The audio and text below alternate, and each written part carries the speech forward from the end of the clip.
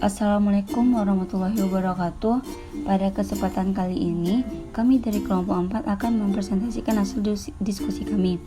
Sebelumnya, saya akan memperkenalkan anggota-anggota kelompok 4. Pertama ada Ahmad Haris Azaki, kedua Diotri Totonavo, ketiga Divna Aurelia, keempat Muhammad Galan Jasid, kelima Gusni Faresi, keenam Nur Eliza, ketujuh Ziva Indah Pratiwi, dan terakhir Muhammad Rizky Pramana. Di sini pertama-tama saya akan menjelaskan apa itu praktek ransaking. Praktek ransaking adalah tindakan setiap kelompok kepentingan yang berupaya mendapatkan keuntungan ekonomi yang sebesar-besarnya dengan upaya yang sekecil-kecilnya, sehingga praktek ransaking memberikan dampak yang sangat besar terhadap pertumbuhan ekonomi dan kesejahteraan masyarakat, dan banyaknya pendapatan di atas normal yang terjadi pada pasar kompetitif yang melibatkan birokrat, pemilik modal, politisi, dan masyarakat yang melakukan monopoli keuntungan dengan tindakan ilegal dan memanfaatkan kekuasaan yang mereka miliki. Selanjutnya masuk kepada kasus-kasus ransaking yang pernah terjadi pada zaman Bapak SBY. Pertama ada ransaking dan korupsi dalam pembangunan jalan di Indonesia pada dua masa pemerintahan Bapak SBY. Ransaking yang dilakukan antara penyelenggara dengan penyedia dan berujung korupsi, yaitu penyuapan, penggelembungan dana, penggelapan anggaran, penyalahgunaan wewenang, kolusi birokrat sampai perusahaan, monopoli, oligopoli dan sebagainya, sebanyak 18,13% dari nilai kontrak. Keuntungan supernormalnya yaitu 26-48% dan nilai proyek terburuknya 53,85%. Selama dua masa pemerintahan Pak SBY, potensi penggabungan jalan yang hilang sebesar 15,58% dengan kebocoran anggaran 57,88% atau sebanyak 16,77 triliun per tahun, yang sebagian besarnya dinikmati oleh pelaku ransaking dan korupsi pada pembangunan jalan, yaitu para penyedia dan para penyelenggara, bina marga pusat maupun daerah yang memanfaatkan kondisi tersebut. Kedua, masuk kepada ransaking kasus Hambalang. Kasus korupsi pembangunan pusat pendidikan, pelatihan sekolah olahraga nasional Hambalang pada tahun 2010 sampai 2012 memang erat kaitannya dengan Partai Demokrat.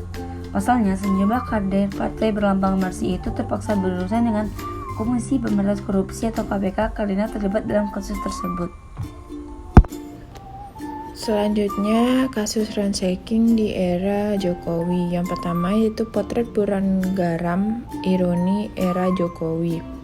Dengan potret buram persoalan garam, maka tampaklah paradoks pada 3 tahun kepemimpinan Presiden Jokowi, yang selama ini pemerintahan menaruh perhatian ekstra terhadap infrastruktur. Sumber daya APBN dikerahkan untuk menjalankan berbagai mega proyek. Perhatian yang tercurah sebegitu besar pada sektor infrastruktur membuat sektor lainnya terabaikan. Garam seperti filosofinya sebagai penyempurnaan rasa tak boleh diabaikan. Tanpa garam, masakan terasa hambar. Tampaknya ada impor kedelai yang mematikan dan impor pangan yang ditunggangi oleh ransaking. Hal ini sama-sama berkaitan dengan kestabilan pangan.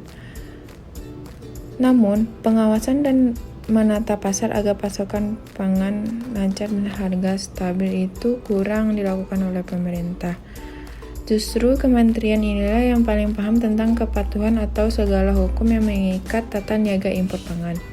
Impor pangan harus ada rekomendasi dari Kementerian Teknis. Bahkan Kementerian Perdagangan paling tahu siapa yang bertanggung jawab akan pengawasan dan kelancaran distribusi pasokan pangan di pasar hingga konsumen. Selanjutnya, impor yang mematikan. Harga pangan impor murah karena berbagai subsidi dan dukungan domestik. Begitu impor, importir seperti mendapat durian runtuh karena sekali impor potensi untungnya miliaran bahkan bisa triliunan rupiah. Potensi untung ini bisa dibagi-bagi di antara pihak-pihak yang terlibat impor langsung ataupun tidak langsung. Berbeda dengan mendorong produksi domestik yang ribet dan mahal, impor adalah cara super murah dan mudah Alasan-alasan ini yang sering kali membuat impor terus, sengaja atau tidak, dilestarikan. Kemudian, Ketua Umum Rukun Tani nilai kedaulatan pangan era Jokowi gagal. Aktivitas impor beras dinilai dekat dengan rent-seeking atau perburuan Ransaking internasional. 1. Sumber dana nuklir Korea Utara dari pemerasan hingga pajak. Kasus ransakingnya. Pembuatan senjata nuklir diperoleh dari sumber pendanaan dengan jalan menguras harta rakyat sendiri, termasuk dari praktik pemalsuan, penipuan asuransi, penjualan suku cadang rudal ke Timur Tengah, dan terakhir adalah mengirim para pekerja ke luar negeri untuk diperas gajinya. 2. Menguak beneficial ownership, mengembangkan kamuflase ekonomi. Kasus ransakingnya adalah kasus BO tidak terbuka, menimbulkan persoalan di pasar modal dan rektor keuangan. Bursa pasar uang tidak berjalan sempurna karena pembeli maupun penjual bisa saja dikendalikan oleh BO yang sama, membuat kinerja bursa tidak mencerminkan kinerja yang sebenarnya. 3. Alasan bank-bank kakap alirkan uang haram. Kasus ransakingnya adalah pemerintahan Amerika Serikat yang mengungkapkan bahwa sejumlah bank kelas kakap melakukan tindakan pencucian uang untuk menghapus jejak sumber dana jaringan kriminal. Mereka mengambil untung dari praktek berbahaya itu. Selanjutnya yang ketiga, alasan bank-bank kakap alirkan uang haram pemerintah Amerika Serikat yang mengungkapkan bahwa sejumlah bank kelas kakap melakukan tindakan pencucian uang untuk menghapus jejak sumber dana jaringan kriminal. Mereka mengambil untung dari praktik berbahaya tersebut. Yang keempat, kasus ransaking pada impor daging sapi Indonesia terjadi peningkatan kebutuhan dasar harian. Akibatnya, Presiden membuka keran impor untuk masuk, termasuk juga untuk impor daging sapi, karena permintaan yang banyak. Terdapat kelemahan dalam kebijakan impor ini yang dapat merugikan kepentingan negara menjadi keuntungan pribadi.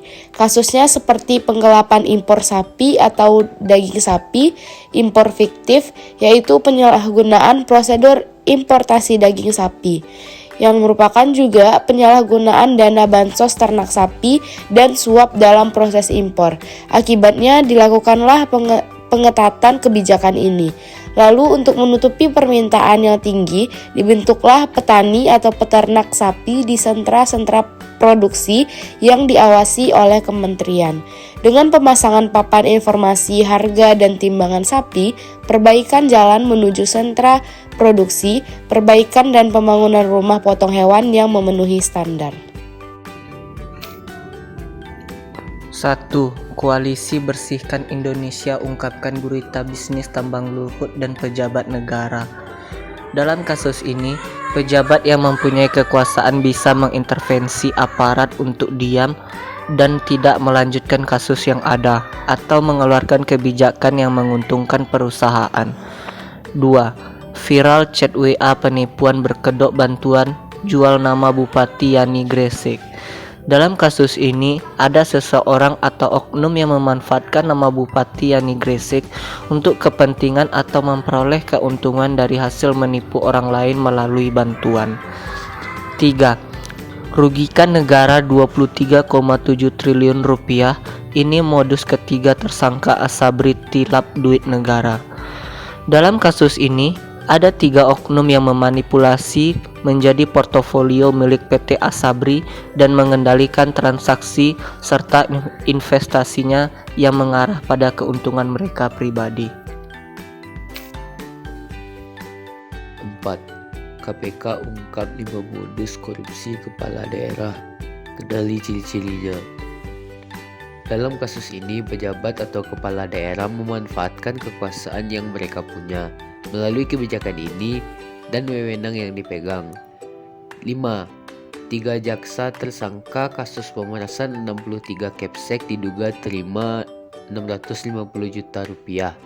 Dalam kasus ini, oknum jaksa memanfaatkan wewenang yang ia punya untuk mendapat keuntungan melalui pemerasan kepada Kepsek. agar kasusnya tidak diperbesar atau minimal hukumnya diperingan.